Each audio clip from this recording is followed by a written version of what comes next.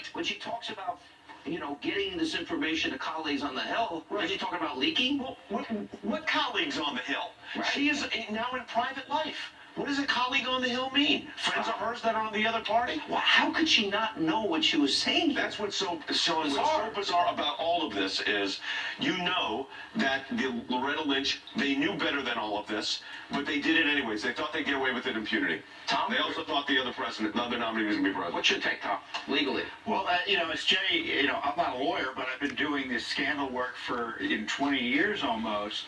And I know the hallmarks of a scandal. You've got administration officials working improperly with outside former officials to launder information that they're not allowed to send out and around.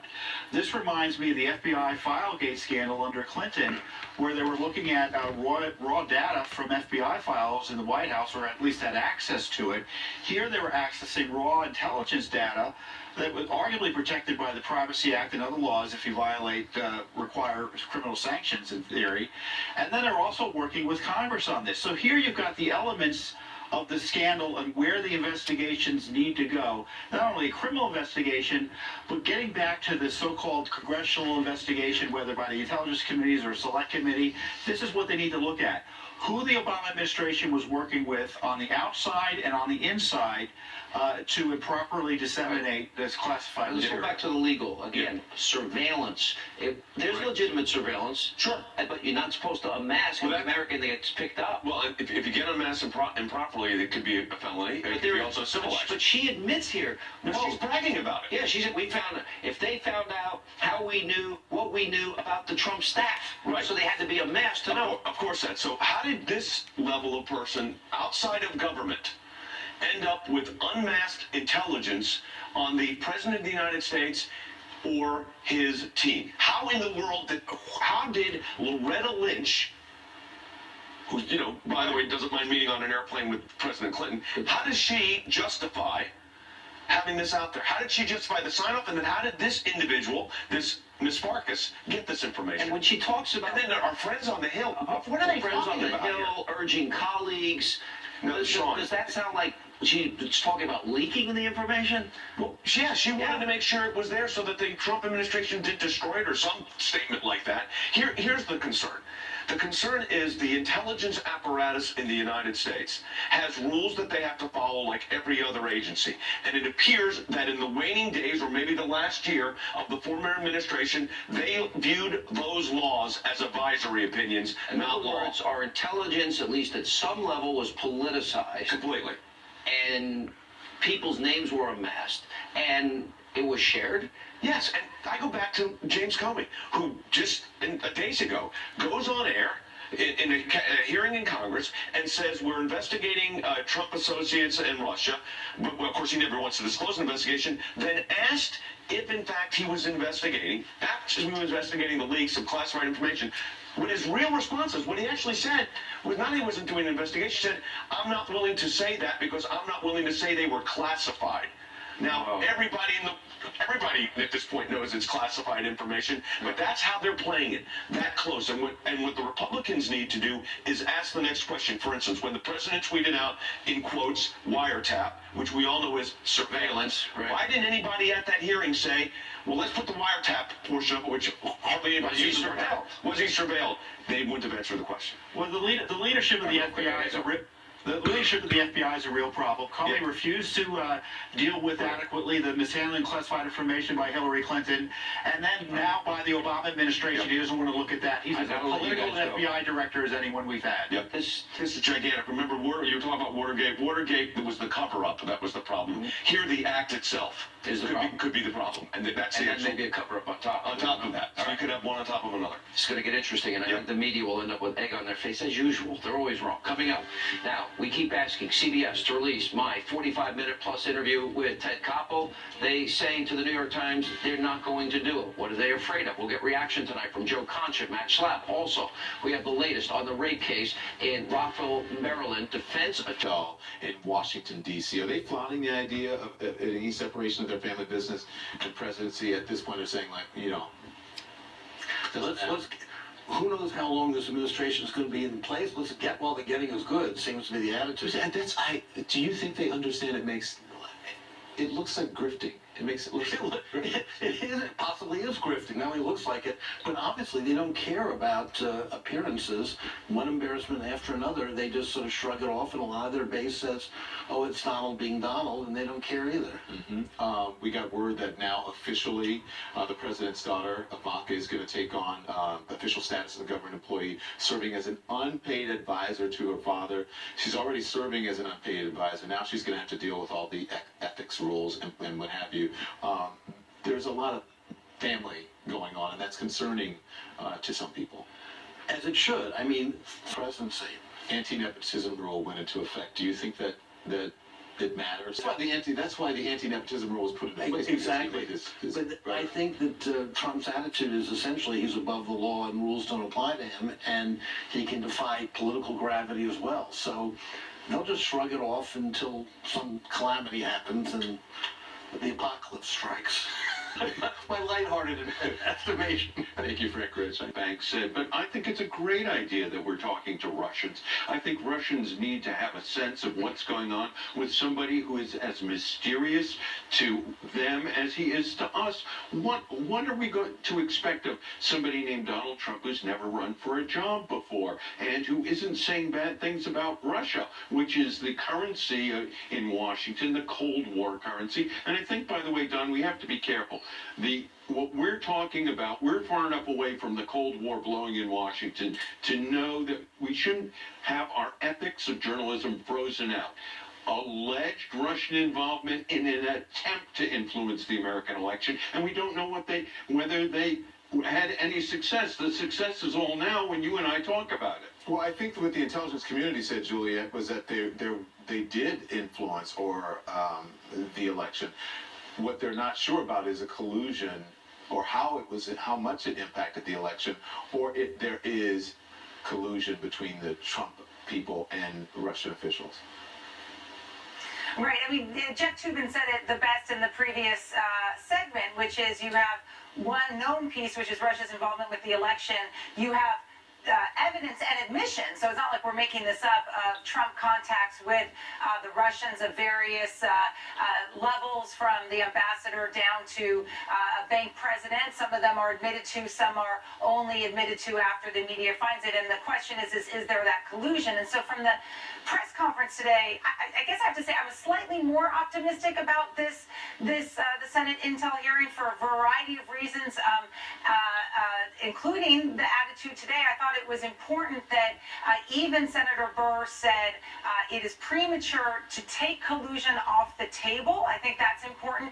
And I think also we have to just admit to ourselves there's not going to be an independent investigation, at least not until the midterm election. I just can't see any way in which this Congress would authorize an outside commission, as they did say on 9/11 several years after 9/11, to review something that is so political. So I think the Senate, at least from the looks of it so far, we should be slightly more optimistic about it. And don't forget, of course, there's the FBI investigation that's ongoing. And it is possible, though, and that the White House, Juliet, could be correct when they say nothing of significance was discussed, or is it because they don't know what exactly this bank would find significant, or what information they could be gathering even from a simple meeting. Right. The content of it, that's why it is not known. That's why you want the witnesses to come in, preferably under oath, and so that what they say might be used against them if it ends up not being true. That's why we want people under oath, because you cannot perjure yourself. And so we don't know the content of it. But what we do know, and so, while there's still a lot of questions, there's things that aren't questioned anymore. A series of meetings that occurred, some of them admitted to, some only admitted to later on. Discussions amongst not the people in the White House now, but those Trump associates during the campaign with various Russians, and we just simply don't know what the links are. I'm much more comfortable, though, being in a position where we're searching for the truth than sitting here saying, well, since they haven't proved it yet, it can't be true. No one who's done these investigations believes that, there's going to be this aha moment. This could take months, and the Senate seems to... Our nation is less safe countless Americans would be alive today, and countless loved ones would not be grieving today if these policies of sanctuary cities were ended. All right, that was the Attorney General Jeff Sessions earlier this week discussing the deadly cost of sanctuary cities that they have in the country. On this program, over the years, we have highlighted families who have been victimized by criminal illegal aliens. And as Fox News has been covering, according to reports, 2 immigrants from Central America, 18-year-old immigrant Henry Sanchez Milian, pictured right there, and 17-year-old Jose Montano allegedly brutally raped a 14-year-old girl in a bathroom stall at a high school in Maryland. Well, now attorneys for the accused, they're saying the sex was consensual, and they're claiming the girl agreed to have sex in text messages, while police claim that the sex was forced. Joining us now with reaction, Fox News contributor Herman Cain. Look, we weren't there. We don't know. This sounds really fishy to me in a lot of ways. But the bigger picture is we have Americans being killed, Americans victims of rape, and we have criminal aliens. I interviewed a father yesterday that his son was killed by an illegal immigrant, Herman, that had held a woman hostage for a week and raped her. And they let this guy go. And then they killed this kid that was working overnight at a convenience store. Sean, this is another despicable incident of why we need to, one, keep illegals out of the country and get illegals out of the country. Attorney General Jeff Sessions was exactly right. Too many Americans have died because of illegals in this country. But what the Democrats do is that they try to gloss over this and make it sound as if it's about being against everybody that's here. What the Trump administration is trying to do is to try to minimize the number of illegals in order to hopefully prevent an incident like the one that happened in Maryland. Now, this attorney is planting a seed even before the trial begins in order to try to defend these 2 illegals. It's despicable, and I totally support what Attorney General Sessions and the Trump administration are trying to do. Let me put up on the side of the screen, and I'll read them as I put them up here, Herman. You know, we have, according to a July report 2015, the Migration Policy Institute, 820,000 illegal immigrants are convicted criminals. You got another one. According to the U.S. Sentencing Commission, in 2015, 36.6% of federal offenses were committed by illegal aliens. Then you got in Texas alone, between June of 2011 and February 2017, there was 1,162 homicide charges filed against illegal aliens in Texas alone. 2011. Through 2017, 68,151 assaults. And you go further, Texas alone, between the same years, you've got 6,098 sexual assault charges filed against illegals. And for the life of me, if you are Mayor Ram Rambo Deadfish or Comrade de Blasio or the LA mayor or San Francisco politician, how do you get away with aiding and abetting people that we know break the law? Because you'd be put in jail, Herman, and I'd be in the cell with you. Exactly. They have gotten a pass for the last 8 years from the previous administration. They think it's okay. We now have a president and an administration that says it's not okay to break the law. Now, here's what they're not talking about. Defunding these cities, if they don't cooperate with the federal agencies, that's just step one. They could be indicted. Nobody's talking about that. They are breaking the law if they do not work with federal agencies in order to enforce the laws on the books. That's all this administration is trying to do. All right, Herman, it's sad, and I applaud. It is. Finally, you know what? These cities, these states, they need to pay the price. And it appears this Attorney General is going to uphold the rule of law. Thank you for being with us, sir. Yes. And up next, the Reverend Franklin Graham. He'll join us. He's got a brand new movie out tomorrow, an incredible real-life story and documentary you don't want to miss. Next. Yeah, I thought this was one of the most interesting little moments during the press conference that had a chance of getting lost. which was essentially was discussing what might be called micro-targeting, micro-advertising, that there is some evidence, and I'm just taking his words, that in the particular swing states, Michigan, Wisconsin, that these Russian trolls were essentially invading various platforms, Facebook and elsewhere, for information or against Hillary Clinton. And I think his point, I think there's 2 points to take away from this. One is, I think the notion that Russia was just out there to muddle, this whole thing is ridiculous now. I mean, clearly, if you're against Hillary, you're for Trump. So I think we need to put that argument aside. I think the other interesting thing is some of us have a notion that what Russia did was it sort of like, threw a lot of things at the wall and oh my goodness, they stuck. This, at least what Mark Warner said, is shows a much more sophisticated cyber attack campaign. Instead of a firing squad, it was more like a targeted kill. That they actually were picking states that they knew might be influenced. And so I'm taking only Mark Warner's public statements today, and I have never heard this before, so I'm looking forward to hearing more in these public hearings. Do you want to respond to that, Jonathan? Well, all I can say is that Russian computer abilities are a two-edged sword.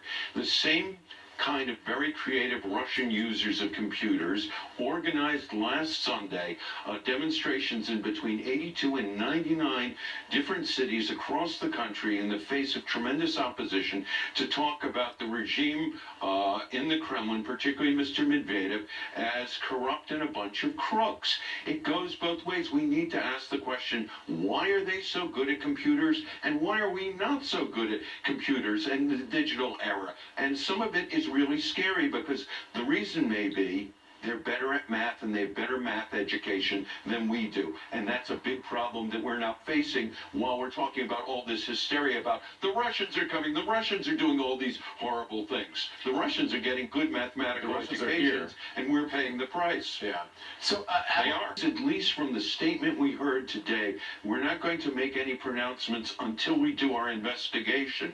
I think that's a better approach, but that also has to be an approach that says, let's follow the evidence. Yeah. Maybe it's someone else who's doing most of the colluding and the advising, and maybe the money's coming from Chinese banks. We simply don't know. Let's not automatically assume it's the Russians. I need to get Julian in. Final thought. Do you agree with that, Julian? Of course, women come to Planned Parenthood not to make a political statement. They come because they need access to affordable health care. I was just in Paul Ryan's own district, where 3 of our health centers are. Women there are livid. They cannot figure out where he thinks they're going to go to for health care if he ends access to Planned Parenthood.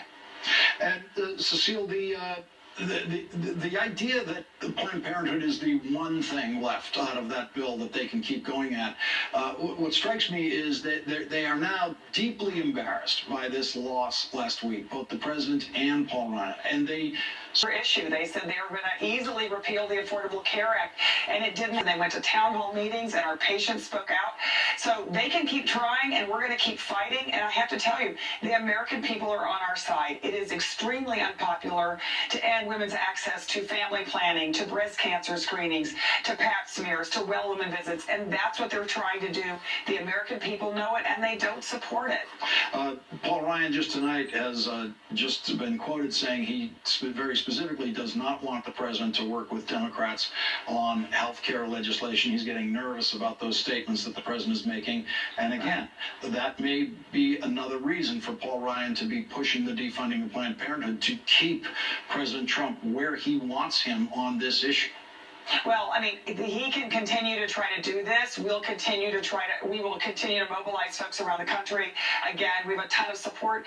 And then, of course, it has to get through the United States Senate, where there is bipartisan support for Planned Parenthood. That's been public. That's been very, very clear.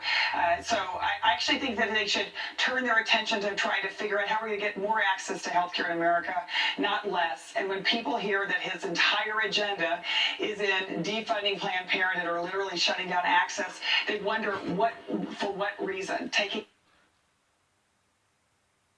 began to make circumstances happen. Put it like this. Woman, they defunding Planned Parenthood to stop killing 50% of black Americans that should be on this earth are dead. Why? Because your motherfucking ass want to kill black babies. And that's why they want to defund Planned Parenthood. So until you evil, demonic ass people learn Tried to do on what the before, tried hell to shut down the federal government over the issue of Planned Parenthood. And so we're really watching that, making sure that people understand the danger of the danger of killing half of your black race and giving those body parts and shit to us so we can go spirit cook. You gotta love it. We love it. Just continue killing your black race and the low wage white earners, the so-called trailer trash whites, and those low wage spics. You gotta turn in those babies. You know why? Because in the end of the game, there's a demon behind that door. And that demon wants your babies. They call him Rumpelstiltskin. He wants your firstborn. And trust me, after that, your life is going to be hell because you're going to be cursed for killing something that has a soul inside of you. It has dreams inside of you. So go ahead with your Margaret Stranger and your Hillary Clinton following ass while you sit there and eat your raviolis and your fucking Vienna weenies and your potted fucking meat and your spam and watch these fuck boys lie to you every single day. And until YouTube wants to censor people for their language, you would never be able to censor me. You could shut this damn channel down. But go ahead and turn your babies in and let this man continue to try to defund that shit. Planned Parenthood, him and Paul Ryan. So, you know what? Since you think I'm lying, while you're watching this video, I want you to pick up your phone and say, how many black Americans that should be on this earth are dead due to nonviolence? And it'll tell you 50% of your race is gone due to illegitimate black mothers that don't have any fucking common sense and don't know you sacrificing your baby to Satan and Lucifer, because those are the motherfuckers that come up with this type of shit, pulling your baby out of your fucking cooter with man. Peace.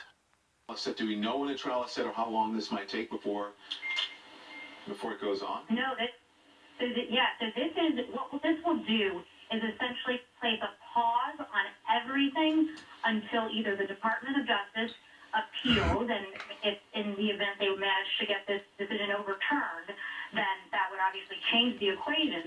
But assuming nothing happened and the Department of Justice didn't do anything, right now it means they'd have to go through and actually litigate the merits of the executive order. So what this does is place everything on hold so that the parties could continue litigation. But obviously the Justice Department we haven't heard from yet, and they could easily now appeal this ruling to the Ninth Circuit Court of Appeals out there on the West Coast. Okay, and again, if you're just joining us, a federal judge in Hawaii granted the state's request for a longer-term halt on the revised travel ban executive order. I'm speaking now to CNN Justice reporter Laura Jarrett. Laura, I want you to stand by because I want to bring in Carl Bernstein, CNN political analyst and journalist, and also author.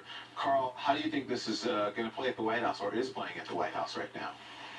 I think the President of the United States gets very angry every time a judicial body or a judge says that he or his presidency has acted illegally or has not followed the necessary protocols and rules. But the President of the United States, I think, also recognizes that he has to follow the law, and all he can do here is file a series of appeals and hope that he prevails. Here's what it reads, Carl, and tell me, the plaintiffs asked for it to be converted into a longer-term preliminary injunction, and he agreed, the judge agreed Wednesday night. The court concludes that on the record before it, plaintiffs have met the burden of establishing a strong likelihood of success on the merits of the Establishment Clause claim. What do you read into that? What does that mean? It means that those who want to see this policy halted have got a real argument in their favor based on the prior quote, legislative history or the history of how this rule and travel ban came to be promulgated. If you'll remember, the President of the United States and those around him made a lot of inflammatory statements that indicated they wanted to keep Muslims out of America. Yeah. And I think that the plaintiffs here are pursuing that as prejudicial, but I'm not a lawyer. At the same time, I think it's very clear from a series of rulings that the Trump presidency has got an awful lot of explaining to do here if it is going to prevail with these rules. But it's going to go to the Supreme Court eventually, I would imagine, and there's no way of telling how this is going to be resolved. Speaking of where it's going to go, Laura Jarrett, if you're there, this means that the Justice Department can now appeal the ruling to the Ninth Circuit, should they choose to do so. That's what it says. Well, that's exactly right, Don. So before they only had that temporary order, which typically isn't appealable, but now they have this preliminary injunction, which, as we mentioned, is going to last longer, which gives them something to actually appeal to those judges. And as we know, there's also now an appeal in the Fourth Circuit Court of Appeals out on the East Coast, because a Maryland judge also helped with the travel ban 2 weeks ago. So it's potentially setting up a real circuit court showdown, if you will. If these two circuit courts come out any differently, then it is certainly headed directly to the Supreme Court. Okay, I want you to stand by Laura and Carl as we continue on with this breaking news. A federal judge in Hawaii granting the state's request for a longer-term halt on the revised travel ban executive order. And I want to bring in now Douglas Chen, the Hawaii Attorney General. What do you make of this? Thank you very much for the opportunity. This is a great win for religious freedom. Judge Watson here in Hawaii made a ruling that upheld the First Amendment rights against disfavoring people based upon their religion, and we now have a preliminary injunction. Mm-hmm. So you have a preliminary injunction, but this also, until this goes to trial, also it means that the Justice Department can now appeal this ruling to the Ninth Circuit should it choose to do so. So take us through what happens